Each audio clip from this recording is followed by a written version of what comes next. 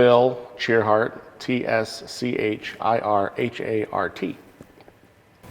Bill, you have been a lifelong resident of Kettering, Ohio, still live here, and have been involved in Parks and Rec since the beginning. Talk to us a little bit about your family connection with Parks, Recreation, and Cultural Arts, and how you got started, your dad, his connection.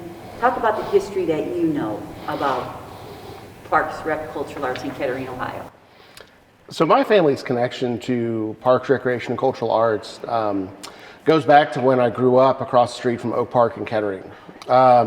There was, back in the day, they would do the playground programs where they would send leaders out to play games with the kids in the neighborhood. And there was a shelter house, and there were some issues with the shelter keeping equipment in there, so they actually started storing equipment in our garage across the street. So the really fun knock hockey tables, when you would just hear the click, click, click, click, that's what would be in my garage, along with playground balls and all the other accoutrements that they would need to run their programs.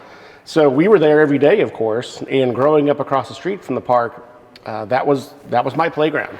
That was what we did all the time, and my dad encouraged us to be outside. He would take us camping, and when it was time to come home, he had this tremendous whistle that you could hear throughout the neighborhood, and that was your clue it was time to come home. That or when the street lights came on. So we would be outside playing at the park, and then as he engaged us in different activities from civic-minded organizations, groups such as the Kettering JCs. They were definitely involved with the Parks and Recreation Department. They actually ran a haunted house at the old Stroop Road pool. In the off-season, they would build that, and I was terrified to go through the haunted house. Still don't like them. And I remember that he offered a Saturday afternoon time when the lights were on and the actors would take off their masks if it got too scary, for the little kids to go through. So always this care and concern for making sure everybody was included, everybody felt welcome and engaged with what they were doing. Aside from the JCs working to do a haunted house, they also partnered with the city on other events, with the 4th of July celebrations and those types of activities, when those actually used to occur over at the recreation complex on Glengarry Drive. And then it really kind of culminated with my dad joining the park board. He was a member of the park board, or I'm sorry, I think he was a member of the foundation. Maybe both. Maybe both. So it really culminated with when my dad was on the Kettering Park Board as well as the Kettering Park Foundation. Again, somebody who grew up appreciating the environment and being outside, he really felt that was a great way for him to give back and be engaged in the community. And I think it really helped foster my passion and desire to head into a career in the Parks and Recreation industry. Now, Bill, you were working here part-time when you were in and out of college. You didn't necessarily go to college for Parks and Recreation, if I can remember back, but you were always connected with your part-time work. What were before you went full-time, what were some of your part-time jobs that you did and that at the time you probably were not sure that this would become your full-time career? I had several part-time jobs working in high school, and actually my first part-time job in high school was working at the recreation complex. I was a recreation aide, so I was the person setting up for meetings, cleaning different items. I would work at the front desk and help with registration and give breaks to people at the checkpoint booth as they would check in. And actually, funny story, one of my best friends these days that we go camping with all the time is somebody who was a checkpoint clerk back in the day. So it's a lot of fun. And I think at one point, back before the city had computerized their time card system, I turned in about a dozen or more time cards a week because you had one time card for each position. And so I worked in the ice arena as an ice guard. And basically learned how to skate for that job, and that was a lot of fun. I worked as a gym attendant a little bit. I worked at the front desk, as I mentioned. I worked in concessions and oversaw that operation. And I think I worked in almost every area except for the the aquatic area. Was never a lifeguard or a water park attendant, but or in fitness. I didn't work in fitness. Yeah. But everywhere else, I felt like I was able to have an impact, and really gave me a broad perspective of what the park and recreation industry could offer. Yeah. So Bill, you come back to Kettering. What was the reason or motivation to apply for your full-time job in Kettering, and what was your first full-time job in Kettering? Right. So my first full-time job in Kettering was as the assistant facility manager at the recreation complex. And really, when I saw the job come open, I was working part-time at the recreation center at that time. I was one of the assistant facility coordinators and was responsible for managing the facility after hours or in the evening hours, and just supervising general supervision of the staff. And really, the opportunity to go full-time as the assistant facility manager just really felt like an expansion of those responsibilities and those duties, and something I was definitely interested in. Funny story, I actually didn't get the position the first time around. They actually hired a different individual, and I continued on in my part-time capacity, and the person didn't last very long in that role. I forget exactly how long, but it was under a year. And as soon as the person left, Sonia Ram, who was the facility manager at the time, I think stepped in and said, "We're not doing an interview process. I want Bill in the role." So I loved the job. It was terrific. It fit well for me as a young adult, working really second shift type hours, and got to oversee the facility as a supervisor and be that second level of supervision for those facilities at the recreation complex. Great, great. Thinking back, what are the top 2 or 3 projects you were part of or led during your tenure? And of these accomplishments, what was the most impactful outcomes you realized on these projects? So there were many projects over the course of my 16-year career with the city of Kettering that I participated in. If I had to think of the most maybe impactful, I have 2 that come to mind. The first of which might be leading the transition to providing online registration for our customers. Seems kind of ridiculous to mention that now in 2021, but back in the day, that was pretty cutting edge to allow online registration. And I remember just trying to work with our internal departments to figure that out, with information technology and with finance from the security side of it, and then certainly law from a contractual nature. We were able to work with a local internet service provider, was then Donet, I believe is now DataYard, and really be able to work with local partners to offer that service to our customers. I think that it's really a convenience factor, and it's something that we expect nowadays, but was really more cutting edge back then, and helped alleviate lines when people would come and sign up. Traditionally, we would have a large camp registration day where people would fill the lobby and they would come in very early, like they were standing in line for concert tickets, which is another example. We don't do that anymore. But people would line up to sign their children up for camps, and now they could do it from the comfort of their home. And we didn't have to have all hands on deck to manage a registration day any longer. So that was really impactful, and I feel like that was a good project that really provided a service. So the other project that I think was really impactful was working on the cost of service cost recovery plan. Back in 2004, we hired a consultant to really help with that and do a thorough, comprehensive review of the costs of what it would take to run programs and offer rentals and leagues in the city.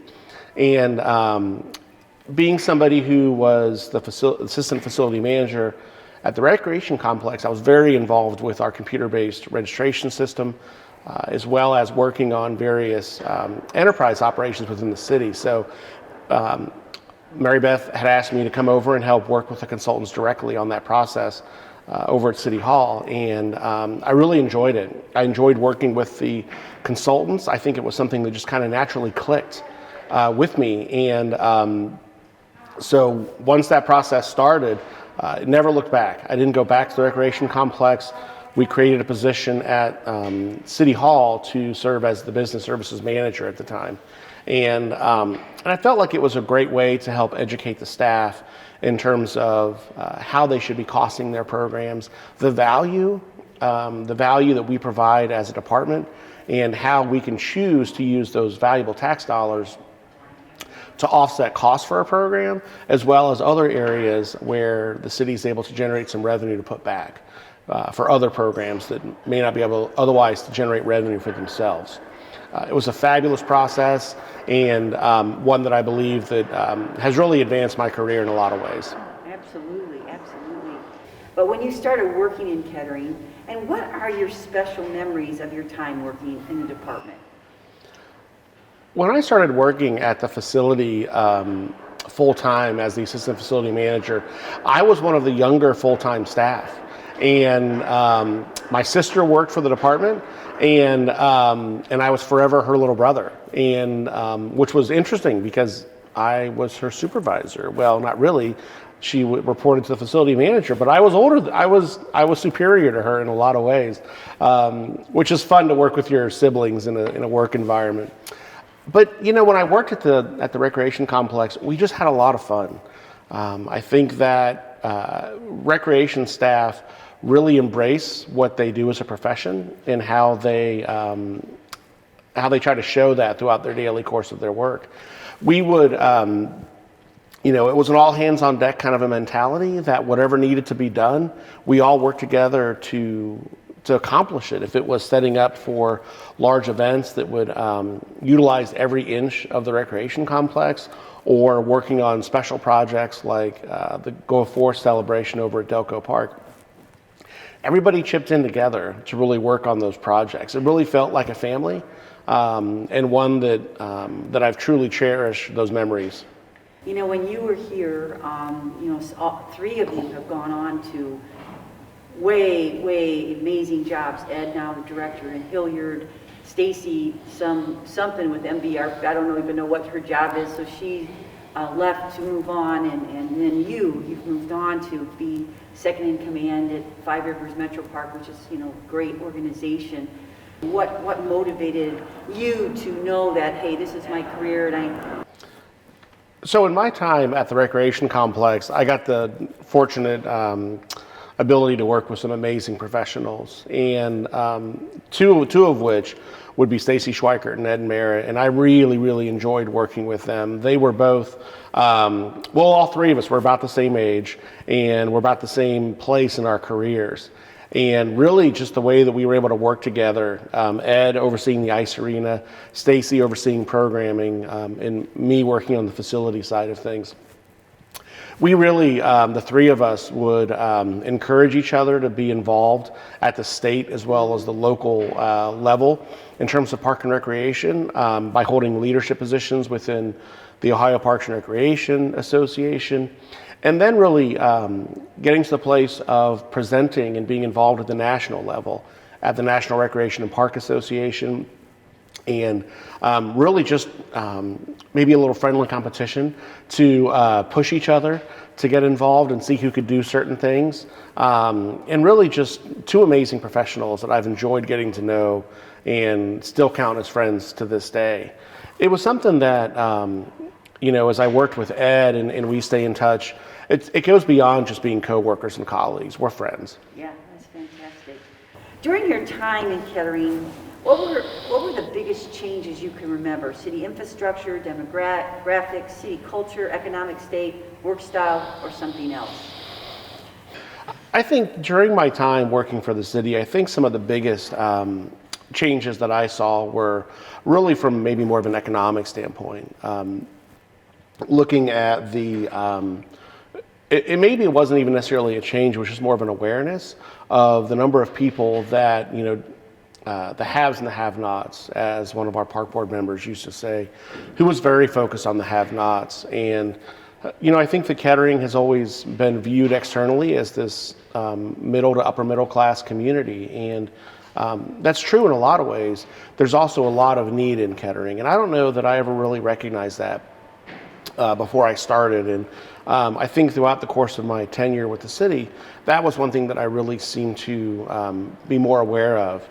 I was fortunate to help lead the financial assistance program that the Kettering Park Foundation sponsored, and would review applications and make those award determinations. And several times families would come into the office and they would bring their children with them. And it was interesting because we weren't accustomed to having kids in our office over in our building, and the kids would come in and they were acting like kids and they were making noise, and the parent that was with them would be asking the child to be quiet. And I remember thinking, like, this is why we do what we do. We're so glad the kids are here. This is terrific. And so I think just the economic side of it, of being able to give back to so many families that needed it, and the foresight of the Park Foundation to fundraise to help those people to participate in programs, to really give them the icing on the cake, right? The parks are amazing. There's a lot of free opportunities, a lot of low-cost opportunities, but just that little bit extra is what makes Kettering so special, that people were concerned enough for others who may not have had what they had. What do you think most of when you think about Kettering now? When I think back to my time working at the city, I really think of the friendships that were formed. And I think about the people that I worked with when I was at the recreation complex, specifically with the leadership team that was there at the time, with Sonia and Jim and Ed and Stacy, those individuals. And then I think about the time when I was over at the recreation complex, or at the, and I think about the time when I was over at City Hall, working with you directly, Mary Beth, and also working with Claudine Bennett and her role in communication and marketing, and just those friendships that I've carried on throughout the years, and just what a treasure that's been to look back and think of, the impact that we all made together. If it was working our way through an accreditation document, to really make sure we were following best practices for the city of Kettering and for our residents, or working on gold medal information for the National Recreation and Park Association. We were a finalist for a number of years, and working on documentation and videos. And it was while I wasn't part of the organization when they won the gold medal award, I had just transitioned to my new role at Five Rivers Metro Parks, and could not have been prouder of the accomplishments of the team, and was just so thrilled to see Kettering recognized on a national stage in that way. Yeah, absolutely. How did the Kettering business manager job prepare you for your next professional career move? I think my role as the business services manager prepared me in a really special way to transition to where I am currently at Five Rivers Metro Parks. I serve as the chief of administration and treasurer of Metro Parks, and really a lot of what I do is just size and scope larger than what I was doing as the business services manager. I'm leading and managing the cost recovery team, and making sure that we're doing what we need to do to generate revenue for the agency, monitoring budgets, and actually we're in the middle of our budget process right now, so working on developing our general fund and capital fund budgets for next year. So really it prepared me in amazing ways to work with different departments, working with the law department or human resources or finance, information technology and marketing, and those are all departments that I supervise these days. And those relationships of being able to work together with people who may think differently than what you do and have a different focus than what you do. Your priorities aren't their priorities, and understanding how to get things accomplished in that world where people have to help you to get things done. You're not going to be able to do it all on your own, and you really need to rely on other people to help you get those projects across the finish line. Excellent. Anything else I have not asked you yet? Just an example of the fun that we had working at the recreation complex. I remember, the antics that would occur in the supervisor hallway. the area from the main lobby down towards the aquatic area near the pool. And, the things that we would do in terms of shadow boxing, or somebody would come in for a hug and you would duck and roll to get out of the way, and Ed using all of his football skills to get away from whatever somebody was doing, was an amazing time. And, I think about going to conferences and, to Ogilvy's Revenue School with Sonia and Jim and Stacy, and taking one of the vans that used to be a street department van that had all the flashing lights in the back that we aptly nicknamed the disco van, because it had all the fun lights, and so we would turn the lights on and do our best little beatbox moves. But really, my fondest memories are just of the fun that we had more than anything. And, we were able to accomplish a lot and impact a lot of people, and have fun in the process. And you can't ask for more than that. No. What is one or two pieces of advice you would say to our professional staff now about the department? The advice I would give to the professional staff now that are in the department is to get involved in whatever that looks like. If it's on different city groups or committees that the city offers in terms of wellness or diversity or anything of that nature, I would encourage you to get involved here at the City of Kettering. It's a special place to work. Not everybody has an opportunity to work here, and the department is well known across the state and across the country. I would really encourage you to get involved. Aside from getting involved with the City of Kettering, I would encourage you to be involved in the Ohio Park and Recreation Association.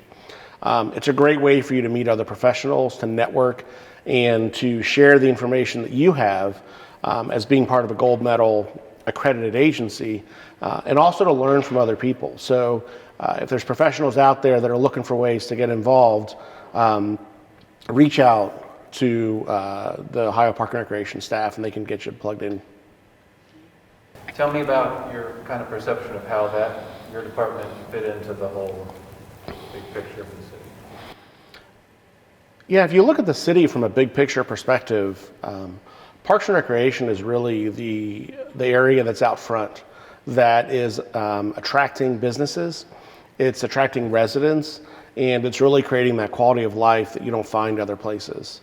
I remember years ago, my uncle, who was a realtor in the Columbus area, would mention that if he was trying to sell a home, he would take him to the house and then drive him straight to the recreation center. And that would sell the house more than anything. I think that what the City of Kettering provides for its residents in terms of its recreation, park, and cultural arts amenities is really outstanding. And I think that the city has made that conscious investment in the park and recreation staff, and continues to be a leader in that way. You think about things like the Phrase Pavilion, an amphitheater that is nestled in the middle of a city, and of how other areas have tried to replicate that, but haven't been able to create that park-like atmosphere that only exists there. I think the city has long invested and valued the services, and it's evident through the staff, the professional staff that work for the city, and as well as the areas of the recreation complex and the cultural arts centers. Yeah. Bill, why do you still live in Kettering? I still live in Kettering for me and my family, for all the reasons that I wanted to work here initially, was the quality of life, the amazing recreation amenities, and the amazing school system. It's really a small community where you start to know everybody, and I think that the people that live here really want to see the city excel and be better and be welcoming to other people. It's one thing that I've really enjoyed. I've gotten involved now since I've left working for the city, being involved with the Board of Community Relations, and really an organization that is focused on being a welcoming community, and I think that's really important. My wife is a teacher at Southdale Elementary School, and she really recognizes and embraces students. She has many students that are either new Americans, or folks that have just relocated to the area, and recognizing our responsibility to help others feel welcome, just like I've always felt welcome here in this community. So that's really important. And I love living here for that reason.